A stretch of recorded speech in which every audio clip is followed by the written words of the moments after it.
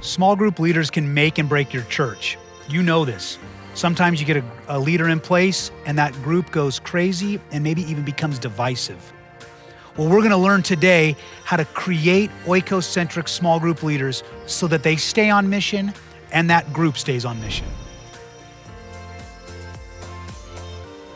John Maxwell said, "Everything rises and falls on leadership." And I believe that to be true, especially in light of small groups. If you get the wrong leader in place, they can be divisive, even dismissive, and even destroy the faith of some of those people in that small group. And yet every church I know struggles with recruiting the right leaders, developing and training them, and encouraging them. We certainly aren't perfect at High Desert Church, but we've been able to create a sustaining strategy that I hope will encourage you and spark some ideas for you in your church. Here's a pretty obvious leadership pathway that you probably already do in your small group ministry. You recruit leaders, you got to train leaders, you communicate to the leaders or to the group, then you kind of regroup for other trainings throughout the year, and then you appreciate leaders. Every church does this. So how do we do that in an oikocentric small group ministry? Well, the first is this: you got to recruit the right leaders. You have to recruit the right leaders. Now, really quickly, I just want to give you some pools that we recruit from. A lot of times we recruit from existing groups. You know, they have existing co-leaders and we ask them if they're ready to step up and try start a new group. So we recruit from existing groups, maybe serving teams. There's different classes we recruit from, membership and marriage classes, baptisms. We're always shoulder tapping people. Or sometimes we even do a general call to the church family. There's a lot of different pools you can recruit from, and I would encourage you to look at all of the different opportunities your church has where you can always be on the lookout for small group leaders.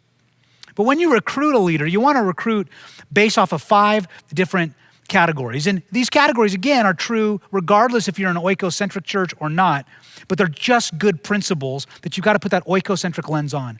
You got to look for character. Now at HDC, we view all of our small group leaders as an extension of our pastoral team. So we have a pretty high standard.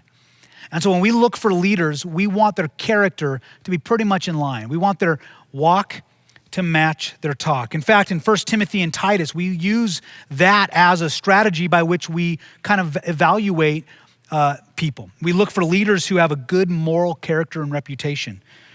They're morally faithful to their families. They're not addicted or controlled by anything. They love to meet and welcome newcomers. They're friendly. They're able to explain things well. They're not easily angered, or they're not even argumentative. They're kind and gracious. They're good stewards of their money. They manage their family well. They're not brand new Christians. We make sure that they've been seasoned as a believer. And they're really not overbearing or controlling things. We look for these in their character. We also look for competency. Now, what I'm talking about is not a group competency. I'm talking about social awareness. You can always train a small group leader how to deal with a tangent or a difficult personality, but sometimes you can't train a godly person who's socially unaware how to lead a group. So we're looking for social awareness. We're looking for leaders who, when they are in a small group, they don't silence the group when they talk, or who don't overbear in the conversation. We're looking for leaders who can keep a conversation flowing, can make connections, can make people feel comfortable and open up. We're looking for chemistry. You know, we need to find small group leaders that we connect with and that connect with us, that connect with our pastoral staff. You know, we don't want a leader who likes Pastor A but doesn't like Pastor B. We want to make sure they like our whole team and connect with us. We also want leaders that bind to our culture at HDC, that would bind to your culture. That culture is certainly oikocentric. So we got to make sure they understand that mission and they buy into it. But they also have to understand our style of ministry, why we do the thing. So we explain that to them in our conversations. And then we look for people who are committed. Every small group leader that we have has been at HTC for a minimum of 6 months. We do that for a lot of reasons, and we can talk about that later. Every small group leader has to fill out an application, has a background check, and every small group leader has a face-to-face interview with one of our staff members. And it's during that face-to-face interview that we go over the character and the competency and all the expectations we have. Because if we're gonna have the right leaders, we wanna, from the get-go, make sure They understand everything. We understand who they are. They understand who we are, and they understand what an oikocentric small group is. So you've got to recruit the right leaders, and that you look everywhere for them because you never know where they're going to come from. But number two is you've got to train that leader now to think oikocentrically, to think in an oikocentric way. 1 Timothy 3:1 says this, "Here is a trustworthy saying, whoever aspires to be an overseer desires a noble task." That word aspire is what we created a ministry out of. Aspire is our leader training module. It's our new development for new leaders. There are people who aspire to leadership, and we want to take those people, even if we're maybe not sure if they're ready, because let's be honest, not everybody who wants to be a small group leader is ready to be a small group leader. But we want to take that aspiration and we want to see if we can mold it. Now, most churches, and in fact, most organizations, in fact, probably your church, our church to some extent, and even, if you're in the school district, this is how most organizations train. They're information dumps. You come to an in-service day or a Saturday morning for 2.5 hours, and a person like me stands on a stage and just tells you everything you need to know. And then at the end of that 2.5 hours, check mark, you've been trained. You now are equipped to go teach a class or go on a mission trip or lead a small group. So a couple years ago, we started thinking, how can we train leaders to be oikocentric? So here are some assumptions. It's there on your screen. Assumptions. What does a leader need to know versus what I want them to know? As pastors, as ministry leaders, often we want a small group leader to know everything. But in reality, if they're aspiring to leadership, what do they need to know to lead a small group? I believe that leaders need confidence that comes from a place of practice. So we want leaders to be confident, but they need to practice leading in a safe environment to build that confidence. And we want to provide a safe place where HTC can observe that leader and say, you know what, you're ready to lead. Or we want that leader to say, you know what, this isn't for me. I thought I wanted to be a small group leader, but boy, this is more difficult than I thought. And so we created Aspire, and by the end of Aspire, this is a 4-week process we've created. By the end of Aspire, you're gonna realize how Oikos shapes HTC small groups. Every person in that Aspire group is gonna write and share their own testimony publicly. In fact, you'd be surprised how many people wanna be a small group leader or how many small group leaders currently that you might have that have never shared their testimony publicly. We're gonna have everybody in there write questions that are based off of the weekend message and lead a discussion so they can get practice in that and we can observe them. Everybody in that group is gonna pray out loud. Again, you'd be surprised how many leaders don't like praying out loud in a small group. And here's the great part. They're gonna be coached on not just some group skills, but have some feedback on their ability to lead a group. And you're thinking, wow, that's gotta be tough. Well, I'll be honest with you, perhaps the greatest thing Aspire has done in our church is created on-the-job interaction. It's not just a class you can take and you on demand and then you're all of a sudden done. Aspire is a small group of leaders that meets for 4 weeks where there is a lot of feedback and interaction. There's a lot of understanding of how you could be a better leader, how you could pray better, how you could deal with a tangent. And it gives the opportunity for us as a pastoral team to have a really honest conversation with somebody and say, listen, your character is perfect. But boy, when you lead a Bible study, you actually just kind of talk the whole time, never giving opportunity to answer questions. And their eyes light up because they get feedback for the first time at how they could be better. Or we tell them, hey, listen, you asked great questions, but you never landed the plane. You just kind of kept asking questions and you never brought it back to scripture or to an application point. And so we help them do that. Or we've had some of our people say, I want to be a small group leader, go through this process, and at the end of it, recognize they don't want to lead a group anymore. They've realized, oh, this is too much. Or we've realized, hey, I don't think this is the right place for you. And when that conversation happens, it's tough.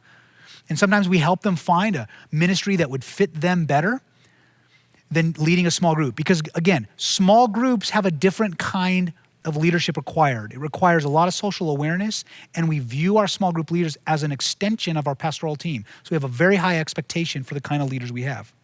So another way that we develop oikocentric small groups is we communicate expectations to the entire group. Again, I want you to think about your church and your leadership development process. Most of the time, the leader gets developed, goes to some training, some in-service day, and then they're trained, and now they got to go to their small group, and they're all excited about where we're going as a church, or they're all excited about a curriculum, and the group's looking at them like, huh? I mean, think about this. As you're a senior pastor perhaps watching this, or you're a pastor and you've gone to a conference and you get so geeked up over it and you come back to your church and you're excited to start this, and your congregation or the rest of your team looks at you and says, huh? Because they didn't experience what you experienced. They didn't understand everything that you just went through. And so what we do is we don't just train the leader, but now we take it to the next level and we communicate expectations to the entire group. I can't go around as a pastor and visit every group. We have those small group leaders in place, but we want to partner with that small group leader to help them lead their group. And so we thought, how do we do that?